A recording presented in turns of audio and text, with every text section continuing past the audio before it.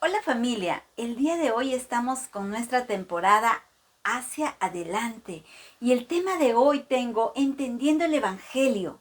Y ahí me trajo mucho en curiosidad y me hice la pregunta, ¿cuáles han sido los primeros discípulos aquí en nuestro país? ¿Cómo ha sido? Y es ahí donde encontré entre los libros que el primer mártir protestante fue el francés Matero Salado. Él empezó a difundir su fe en nuestro país. Ok, wow, él comenzó a predicar, pero cuando él fue descubierto lo sometieron a torturas más espeluznantes en la Inquisición. Fue quemado vivo y murió en 1573. Pero él murió confesando su fe. Dijo, nada ni nadie va a cambiar mi fe en Jesús. Nada, wow, qué impresionante ese primer discípulo en nuestro país. Y a pesar de que lo mataron, él sembró la palabra. Y mucho después veríamos, ¿no? Cómo seguía extendiéndose esa semilla. Él fue un discípulo de Cristo que no negó su fe por nada. No dijo, no, yo quiero mi vida y no quiero morir. No, él no negó su fe. Y en 1822, el reverendo Thompson vino al Perú invitado por el general José de San Martín para establecer la primera escuela normal superior. Su labor del reverendo fue de dos tipos. Uno fue el escolar y el bíblico. Tomás tenía dos objetivos cuando llegó al Perú: de dar educación a la juventud y la circulación de las sagradas escrituras. Aún en honor y en memoria de la primera escuela normal y de su primer director pastor, Diego Thompson, el 6 de julio de 1953 fue decretado el Día del Maestro Peruano, que hoy en día lo celebramos. El reverendo Thompson no fue perseguido en ese tiempo. Primero, porque él vino como educador. Aún el gobierno lo llamó. Pero él hablaba de Jesús, del amor de Dios en todas las escuelas. En donde él iba, él predicaba la palabra, él daba las lecciones ahí a las escuelas del amor de Dios. Él entregaba Biblias también, como él tenía libertad, o sea, no estaba perseguido, él podía entregar Biblias y lo hacía, porque era su objetivo. Y él tampoco, bueno, él no se empeñó en hacer iglesias que se vieran, ¿no? Sino que él difundió la palabra de Dios de una manera estratégica. Dios lo llamó de esa manera. Aún él premiaba a los alumnos. Cuando ellos aprendían el versículo bíblico, él los premiaba. ¡Wow! ¡Qué impresionante! ¿Cómo es que Dios puede usarnos cuando somos discípulos de Cristo? Cuando realmente Dios es el primero en nuestra vida. Dios va a usar aún la profesión que tengamos. Dios va a usar todo lo que tenemos en nuestra mano. Él lo va a usar. Él fue el que entregó Biblias, todo lo que pudo. Y Dios estaba con él en todo momento. Dios usó su vida para poder traer salvación a muchas personas. Él fue usado de una manera impresionante. Él dejó aún su comodidad donde él está viviendo y vino al Perú para sembrar la palabra de Dios. Dios usó a Thompson aún su profesión de educador, que dejó huellas en nuestro país. ¡Wow! ¡Qué impresionante!, ¿verdad? ¿Cuánto estamos diciéndole al Señor, usa mi profesión o lo que Dios tú me has dado para poder sembrar tu palabra? Dios quiere que seamos esos discípulos de Jesús, que usemos todo lo que Dios nos ha dado para poder extender su reino. Aún ellos recibieron esos primeros fundamentos con el reverendo Thompson para lo que después venía en nuestro país, que era la persecución. Pero ellos ya tenían sembrada la palabra con el cual ellos podían pelear esa buena batalla de la fe más adelante. Porque si ellos no tendrían la palabra sembrada, hubiese sido difícil pelear o mantenerse firmes en lo que creían, en lo que Dios les había dado. O en su fe, hubiese sido muy difícil. Dios usó a Thompson para poder sembrar la palabra de Dios en nuestro país de una manera impresionante. Y mi primer punto es, recibimos un llamamiento. Dice en Hechos 2:38, arrepiéntanse, bautícense cada uno de ustedes en el nombre de Jesucristo para perdón de sus pecados. Les contestó Pedro, y recibirán el don del Espíritu Santo. Y aquí Pedro está hablando, fue su primer mensaje de Pedro, y en el cual vinieron muchos a los pies de Cristo. Pero antes de ellos habían recibido de Jesús esa semilla de la palabra de Dios.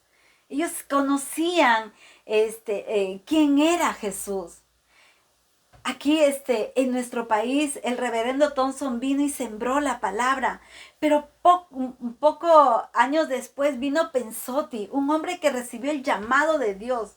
Desde que él se convirtió a Cristo, fue un activo protagonista del evangelio. Era un evangelista. Pensotti a los 24 años recibió el evangelio de Juan. Alguien le regaló el evangelio de Juan, un librito. Uno de sus amigos lo invitó a la iglesia. Primero la esposa de Pensotti fue y recibió a Jesús. Y poco después lo hizo su esposo, que fue Pensotti. Desde entonces él viajó evangelizando desde el centro y sur de América. En todos los países él se fue a evangelizar. Y algo que también me recordó, que dice que Pensotti estaba ahí haciendo horas, ¿no?, con sus amigos. Y de pronto él se fue a querer burlarse de un predicador que siempre estaba predicando en una de las esquinas.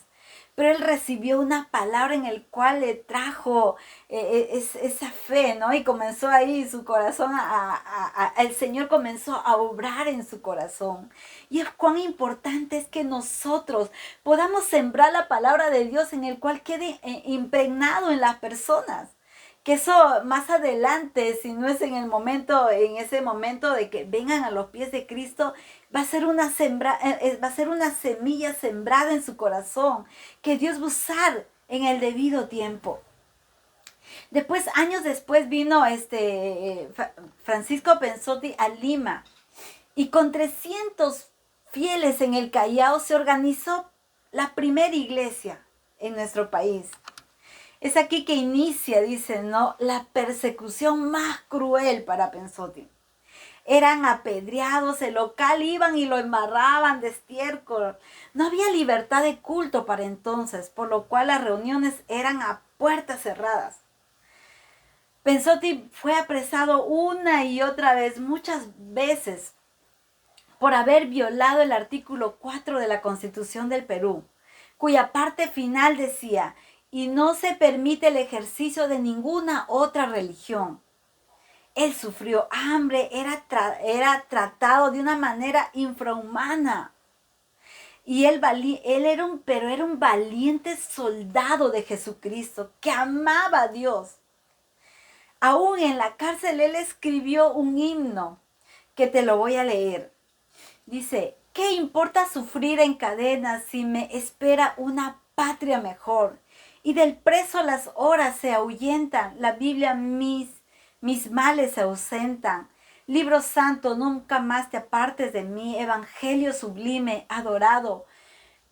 Bello pacto de amor sin igual, quiero siempre tenerte a mi lado, mirarte cual puro fanal.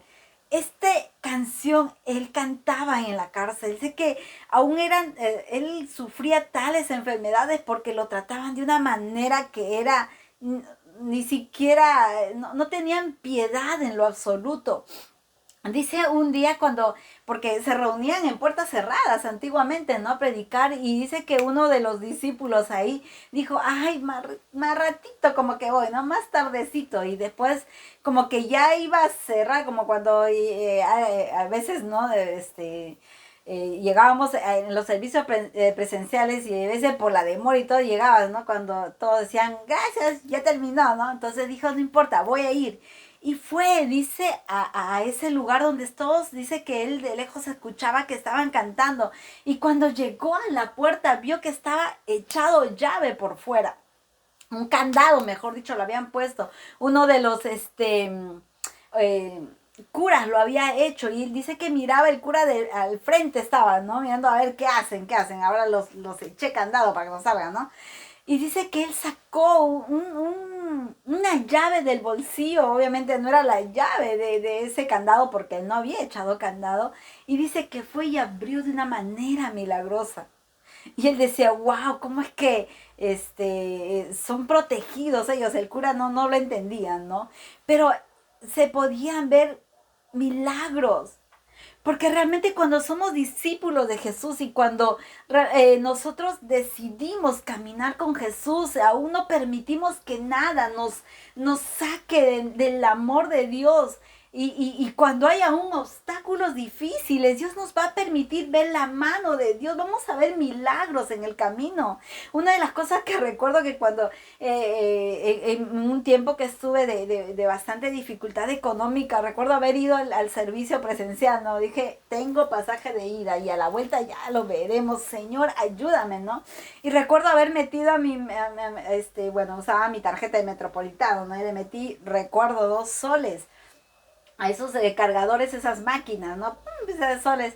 Y de pronto veo el saldo y tenía 10 soles. Dije, wow, no puedo creerlo. En serio, volví a poner en la tarjeta, ¿no? Wow.